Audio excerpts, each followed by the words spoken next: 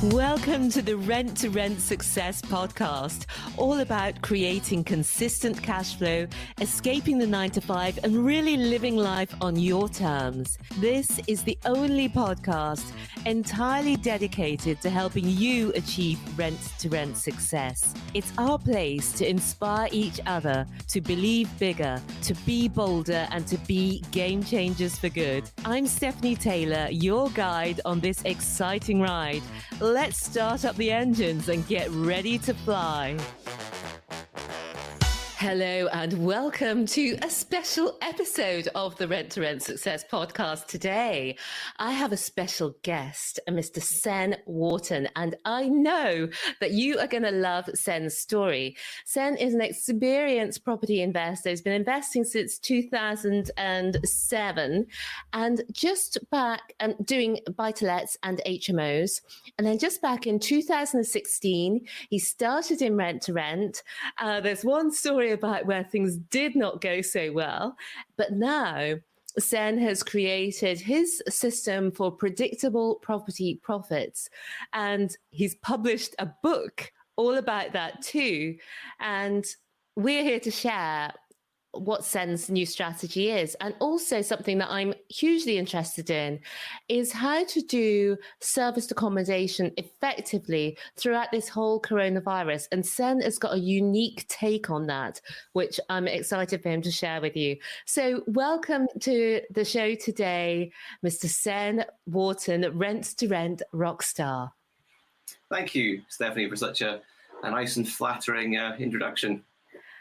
Pleasure. I'm so pleased that you could be here. I first heard you on the George and Sarah Choi podcast, and I was blown away by not only the strategy that you've taken to be really successful within service accommodation just at the moment, while things have been very difficult for a lot of service accommodation providers. So I'm excited for you to share that with people today. But let's start off a little bit earlier than that and talk about, why did you first get into property? Why? Mm-hmm. Big question, roundabout kind of way to get to it. Hopefully I'll try and shrink it down so as not to bore anyone, but I'll need to take you way back to probably early 2000s, 2004, and I'm in my first career in London in media sales, having a great time. But even after being in my first job, post-graduating, post-traveling for a year and all that good stuff, there was something about it that I wasn't feeling fulfilled. I was still searching for something else. And that period of the mid-2000s, back in my 20s, I couldn't put my finger on it at the time, but looking back on it now, I realized that I didn't feel like I belonged as an employee. I was looking for something else, something a bit more entrepreneurial. And I think what I wanted back then was to start my own business in some way. I just didn't know in what or how. But to answer your question about why property, it was in searching for answers, looking for ways to, I guess, be in business and have a secondary income that might at some point free me of the need to be an employee. I stumbled across the book Rich Dad, Poor Dad, which was a seminal book for me. I know it is for many others in the property community. And that really just lit up a load of light bulbs in my head. It made a lot of sense. And from that point onwards, 2004, I started figuring out how I might get started. And it wasn't until that 2006, 2007 time that you mentioned that I started to actually look to invest in property and figure things out as I went, just slow and uncertain, just like everyone else when they're getting started. But I was keen to get going. So that was kind of the beginning point, and it just grew in terms of the interest to me and the, I guess, the refining of the process and the results as I went to the next one and the next one from there. Brilliant. And I know from a little chat earlier that you started off buying single buy-to-lets, and then you moved on into HMOs. So there you were with a portfolio of buy-to-lets and HMOs. What made you decide to start up in rent to rent? So the point you got to there, we're talking about 2015. I had grown a portfolio the kind of slow and steady way. Mm-hmm. It was very much kind of the tortoise wins the race, nothing overly exciting and sexy, but a few good deals here and there, some commercial conversions to make flats and HMOs, but slow and steady. But I'd got myself to a position of being financially independent. I was free of employment and very much reflecting on, yes, this is great, but if I was to continue at this kind of pace, I was never going to reach the kind of abundance I was dreaming of.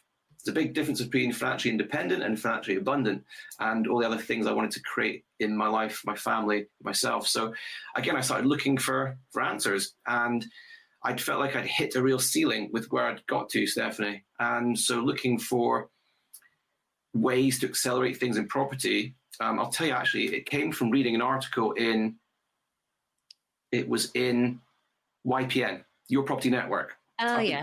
I've been reading that pretty much religiously since 2007, 2008. Yeah. So it's nearly since it began. And I found an article in there about a couple who are from Scotland and were doing great things in property. And I sought them out actively. And fast forwarding to 2016, when I actually started mentorship with them, this is Paul and Annika Smith, a strategy that they were teaching at the time was serviced accommodation. Mm-hmm. And so that's really what exposed me to serviced accommodation, seeing what had been done by a mentor and asking questions, think, well, yeah, I could do that with my business partner, Chris, we could do that. And so spring 2016 is when we got started, thanks to the, the guidance from mentors at the time. That's phenomenal. It's so inspiring, isn't it, when you're working with people who've really done so well, and you then see the path to be able to emulate their success. And I know that you were saying earlier that when you first started with rent to rent, it wasn't as successful, but then you evolved into something which was. So tell us a little bit about that first misstep.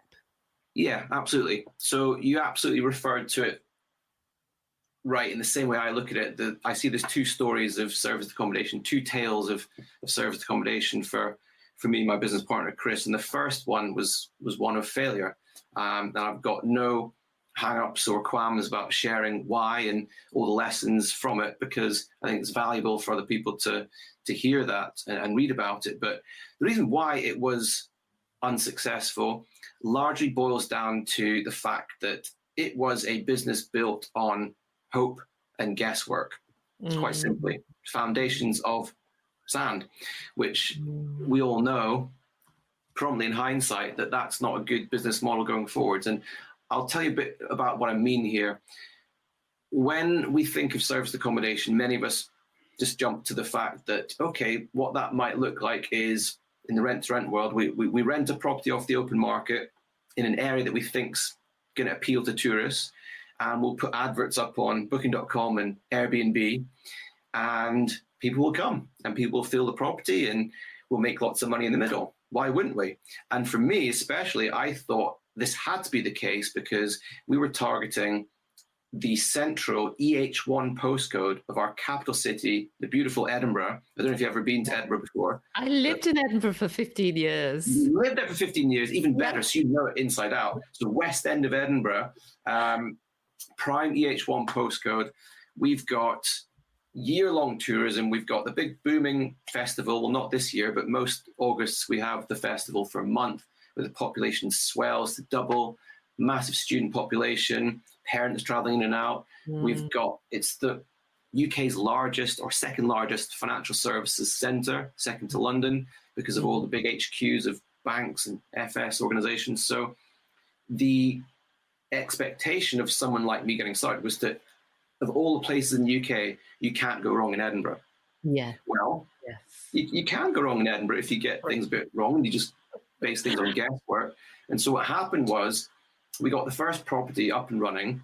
We literally probably rented the first property off the agent and landlord that were willing to work with us in this fashion of rent to rent, and spent probably too much on it to redecorate it for the landlord, semi-furnish it because it was part furnished, get adverts up, and then have someone manage the check-ins for us. And of course, we launched in the summer.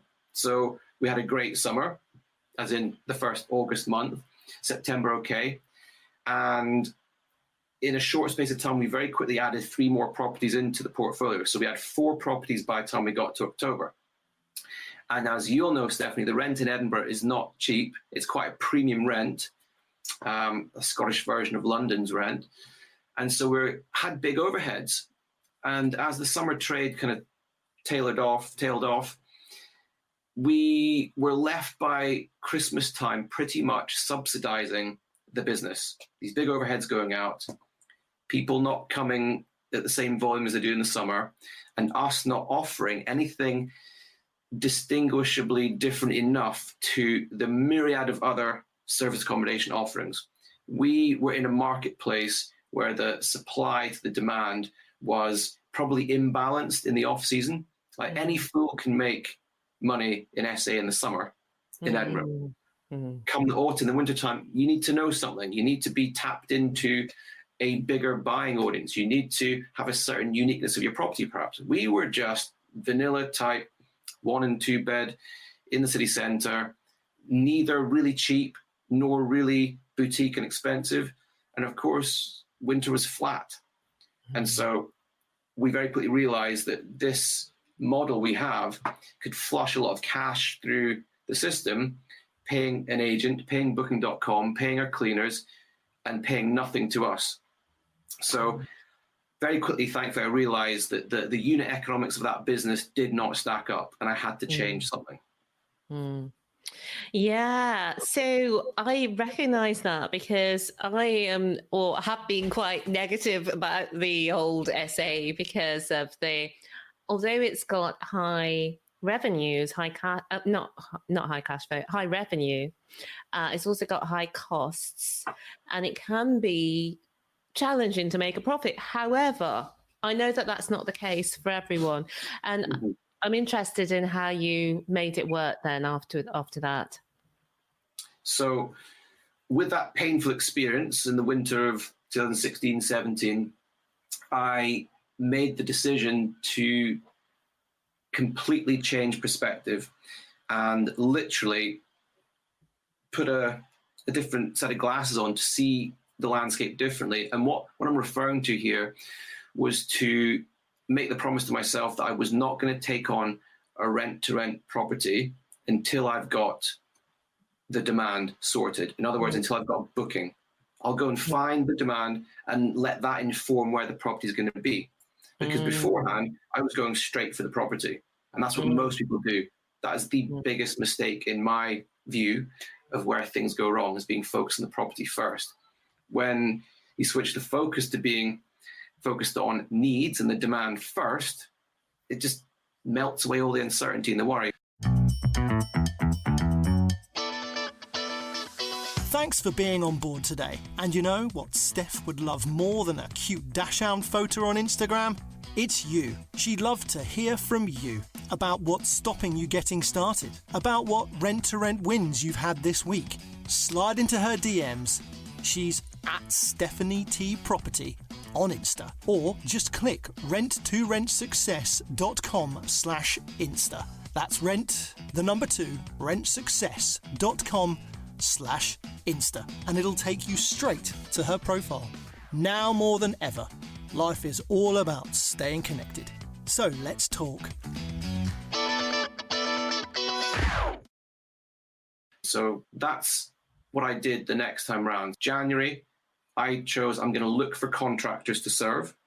And I went out looking for companies and companies that help contractors book accommodation.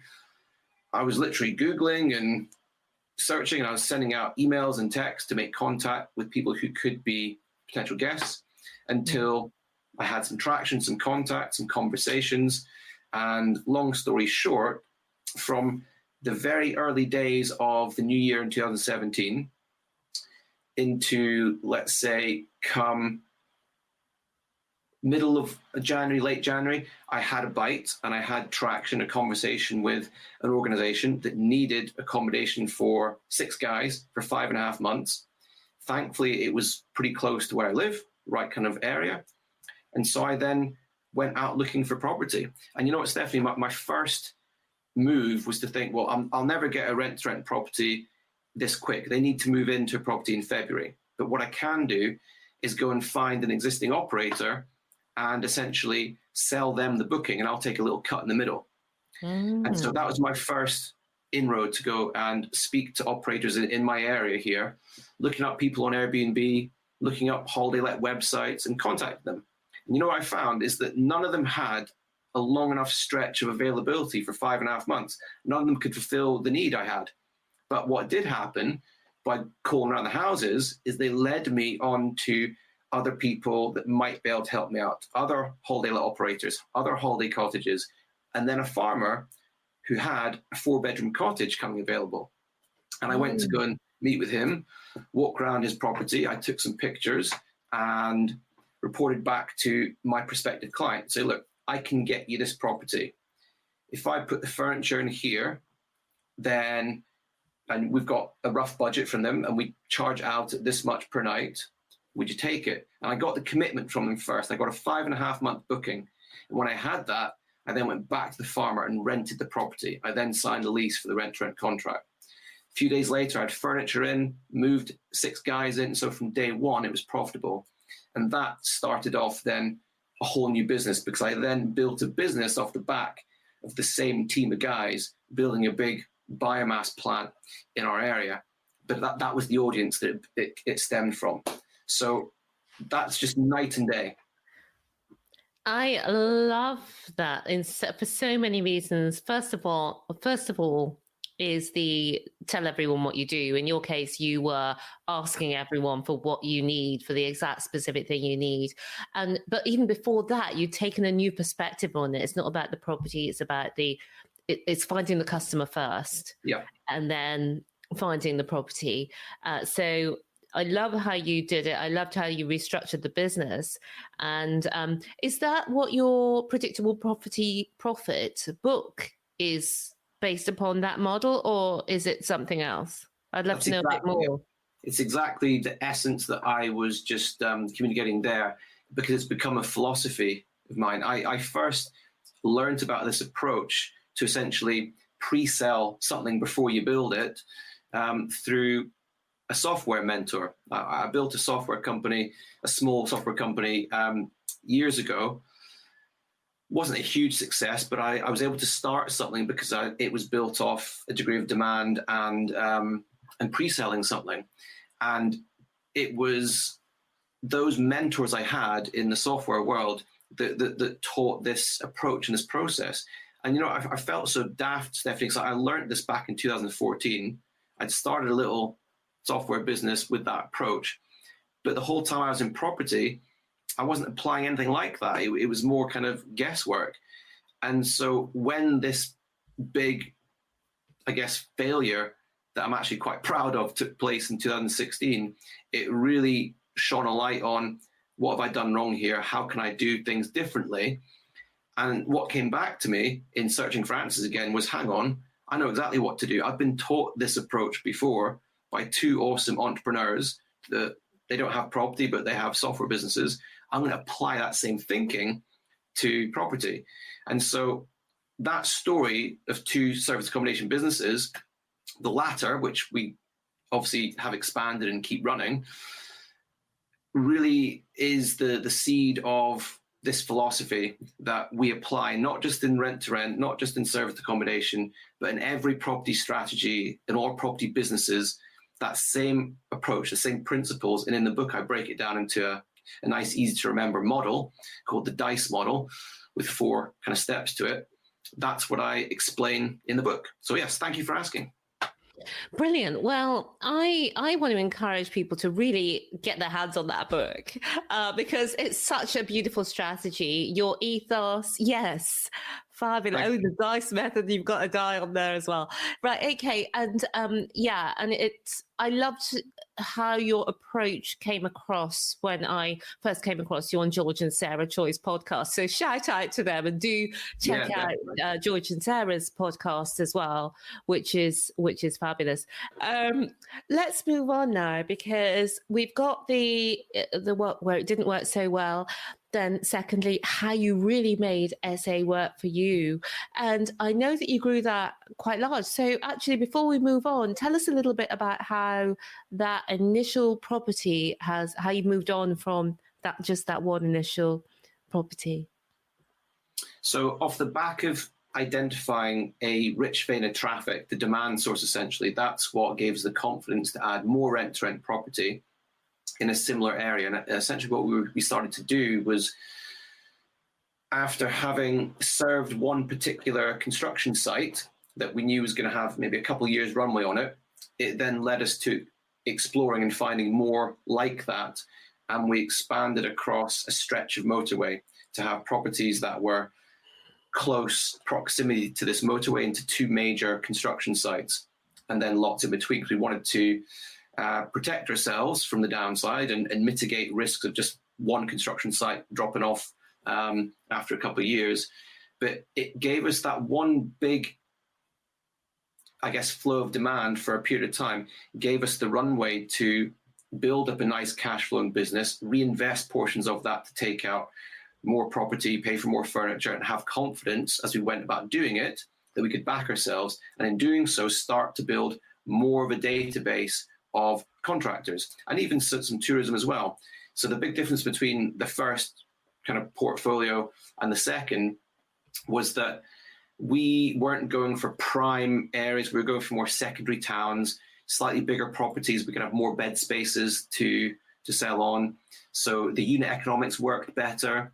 We were having longer stays, and therefore only cleaning once a week rather than 2 or 3 times a week, like in the city centre. So everything about the business model just stacked up to make it more economical. And so we were able to grow that first year.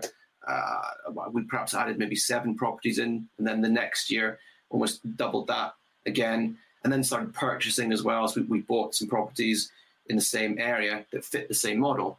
And our balance of guests is very much, we do have a lot of summer tourism where I live in this area, but it's not a year-round thing, and it's certainly not something we build a business off. So we were focusing our trade, if you will, on construction workers coming to work on major projects, looking to fill the gaps where we could with tourism. And then later on, which is where we may take the conversation in a bit, there was the search to find more kind of corporate clients where I could build a relationship with one person and have multiple bookings come from that one relationship, if that makes sense, because that's exactly what fits the model we have. Tell us about that, Tsen. So I was telling about the journey beginning the 2017 period, then end of 2018, so kind of 2 years after that, having focused predominantly on contractors and having had some of the major projects starting to come to an end, we'd already built a degree of repeat business and a bit of a database of contractors, but not enough necessarily to fill the portfolio all the time. And whilst we can get through quieter periods in winter, the whole reason for having a business obviously is to want to refine it and improve it, serve more people, and grow. Not crazy. We had no intentions of. I used to think I wanted 200 bed spaces of rent-to-rent property when we first started, right? And then I realized that would just be daft, because had I done that, head would have been well underwater. And I could have easily rented that many bed spaces in Edinburgh, but I would have got into a whole heap of trouble doing that. But instead, we were building a business off the measured conservative approach of there being demand there. So I would never have just dumped another 5 properties all at once. It was kind of like measured. Here we go, bit at a time, sensible. But getting to 2018 Christmas time, I was aware that I wanted, again, more diversification in the portfolio to make sure that we weren't fully reliant on contractors. And so I started to reach out to the housing department of our council, because every council has got an emergency accommodation department of the housing division that will help homeless people who, by the way, there is no, I certainly had misconceptions and misinterpretations of the homeless section of society.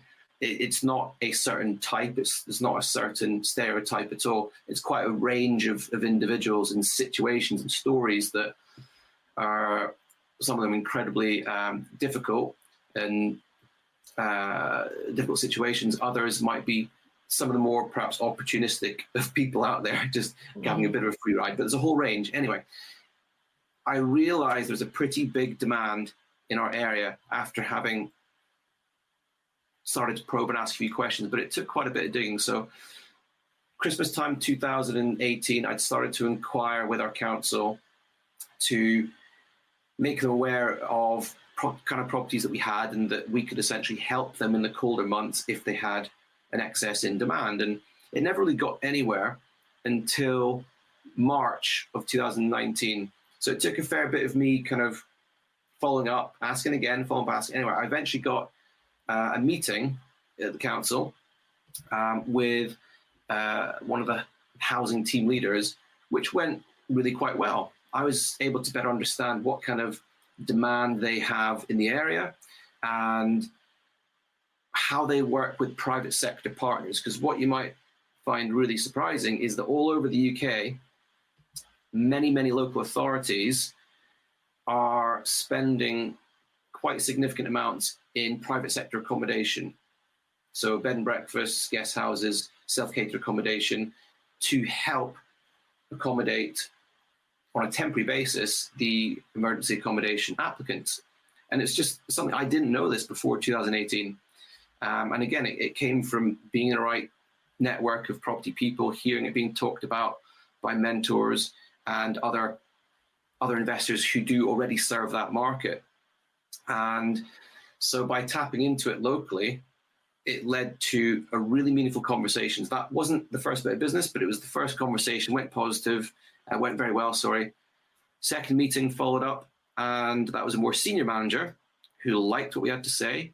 They explained the size of their demand, essentially, that was greater than supply of property stock that they had or that they had access to in the private sector. And so we trialed our offering with 3 properties for a month booking, and it went really well. And so one thing led to the next, and it led to repeat bookings, and then gradually more properties that were being booked out to that audience. And got off to a great start, and here we are now, more than a year later, and they're a key client with us. Have you ever had the feeling of wanting more? I have. Raw cashew nuts, cute dash hound photos, and Susie Q all do it for me. And you're listening here. You're loving it. Okay, I'm guessing here. You want to take things to the next level? Okay, I'm an optimist. Come over and see us at rent2rentsuccess.com. That's rentsuccess.com, and get to see us in person. We've got a lot of juicy rents to rent goodness going on over there.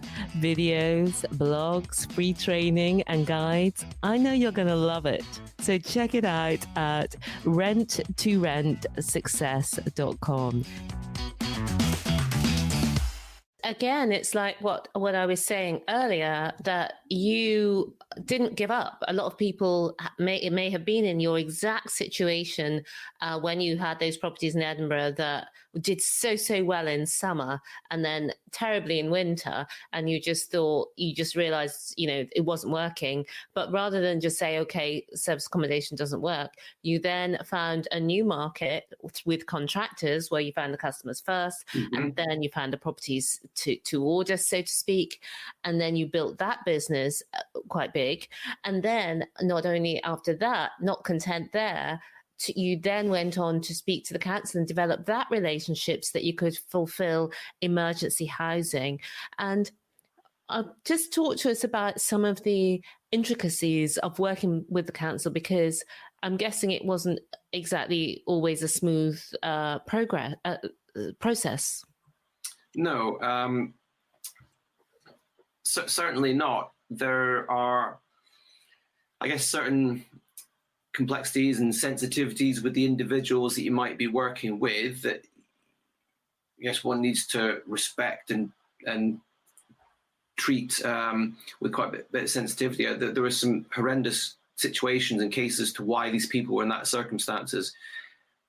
But on the same note, we experienced, myself and my operations manager, who does a lot of the guest and client contact, have had some of the most, I guess, heartfelt gratitude coming from guests in the kind of homeless sector, because our places are not luxury by any means. We are more of the kind of 2-3 star than the kind of 4 or 5 star properties, but they're brilliant properties, well kept, well cleaned, and have fairly decent furniture on the inside, etc. But the locations of them do suit quite well for being not main street with no parking and city centre stuff. It's more secondary towns, a bit of space, slightly bigger properties, space to park, etc. So it's worked great for contractors, and it's worked fairly well for this audience who kind of need that home that they don't have, or didn't, or lost, or found lost their way in some respects. But what we have had to do, Stephanie, is kind of set our stipulations as to who we're willing to work with, because we don't want to expose ourselves to the risk of antisocial behavior, drug and alcohol addictions, criminal records, etc. So from the outset, these are some of the guidelines that I set with our client partner that we're working with. And I have to take my hat off to them to say they've done an incredible job of, their caseworkers are selecting candidates that they think will be most suitable for the kind of properties that we have. They've done a brilliant job of that. And don't get me wrong, we have had some issues we have to deal with. And remember, these are guests of ours, they're not tenants. So when they do put a foot wrong, it's kind of like we'll set a 3 strikes and you're out kind of rule. They get warnings, but if they're not adhering to house rules, then they will be removed. And we haven't had to do it too many times after working with the council for over a year now. And with some of the contractors we've had wet beds, we've had smashed TVs, we've had all sorts of damage. So, I think it just comes with a territory of service accommodation that you can expect a degree of headaches and problems. But to your question, people do often ask us, do you have a lot of difficulty and challenges with the audience you're working with? And we've had just as many with our contractors as we've had with our emergency accommodation guests, maybe even more so with the contractors. But it is a balancing act. We do need to do a bit more care. And, well, I guess we're still in the hospitality space, but some of the individuals do need, the council often lean on us, particularly my ops manager, Louise, to almost look in on and look after some of these individuals who, if they don't hear from them for a while, we're the ones that have to go and check in on them, make sure they're okay, make sure they're still staying in the property. Our cleaners, their eyes and ears on the ground, but we play a bigger part in making that run, if that makes sense, rather than them being completely self-service, come and go. Yeah, it's a brilliant story, and I think many of us in the property space, whether owning our own portfolios or rent to rent or both, are very interested in working with, in emergency housing, and I think the way that you have done it and really made it work as a partnership is great. And people can find out more about you and your processes and structures and systems for success in your book, Predictable Property Profits. I really recommend it very highly. And Tsen, we are coming into our final minutes. I feel like I've got 1,000,001 other questions that I want to ask you, but let's end on, tell us a little bit about how being a property investor has changed the game for you and for your family. Okay, quite a big question, how to best answer it succinctly. So I think what I've probably recognized in becoming a property investor, it's exactly that and what it means, it's coming back to that word become. Like, who is it you become through this journey? And that place I was in years ago that I was referring to, I couldn't pinpoint in the early days of my career, where I felt like I didn't belong and was somewhat of a lost identity. Yeah. Now, knowing what I know and having the right kind of, I guess, emotional intelligence to look back in it, I know that the person I wanted to become was an entrepreneur. Now, more specifically, an entrepreneur in property. And so doing what I do each day and identifying and solving problems and adding value to people's lives through property as the main vehicle, that's what I've found that I love doing. That's what brings me meaning and satisfaction and that degree of freedom that people strive for, to have choice. And this little office that I'm in is in my home. This is where I've worked since 2014, and I've got the freedom to come and go from this place of work as and when, and run the business, whether it be, sometimes this time of year we'd be in Spain for 3 weeks with my wife's side of the family who live out there. We're not this year because of the COVID situation, but that aside, it means a huge amount of freedom, choice, and meaning. The whole journey of what life is for me is this continuous journey of trying to become the best version of me, as a husband, as a father, as a business person, and property is that vehicle through which I can do that, which I love it so much. Yeah, that's such a fantastic answer, Tsen. I really feel a lot the same way, that, I've become such a different person through running our business and having to become a leader. And and it's constantly, there are different barriers and obstacles and challenges. And I've really come to love that process. And I know that you have as well, just the way that you've described getting over the various obstacles that you've come into.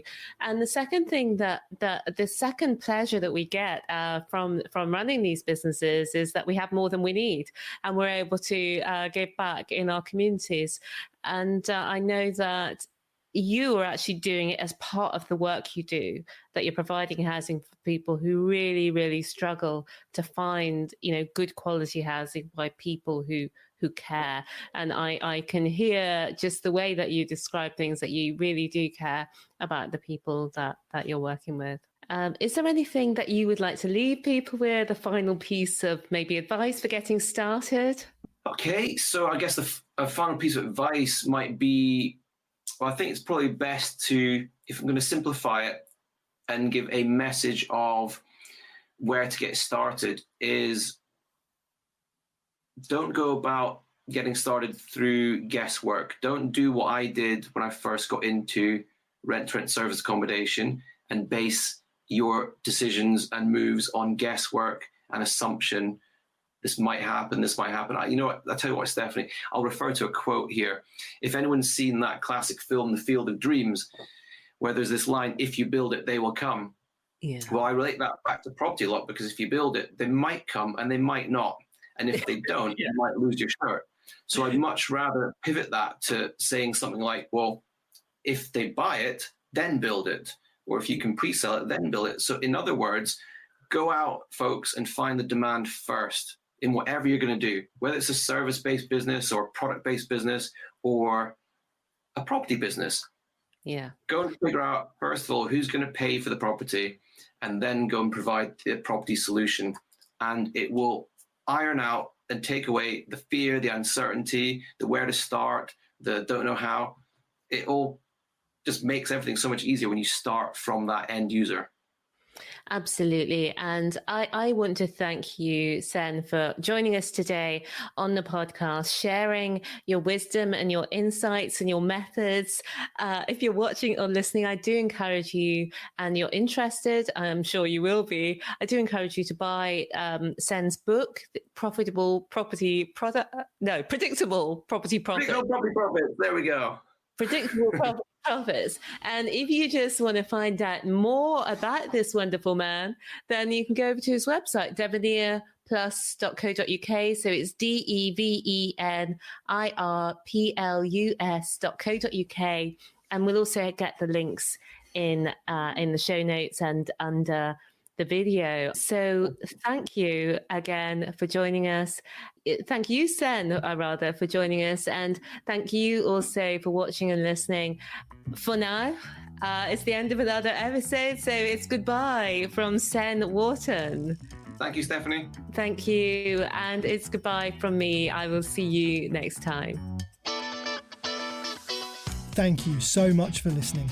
If you like the links for anything mentioned in today's episode, or if voice is not enough and you want to see us on video too, you can find all the show notes and lots more at renttoRentSuccess.com. That's rentsuccess.com. If you've enjoyed today's episode, we'd super appreciate it if you would take a few minutes to review it in your podcast app.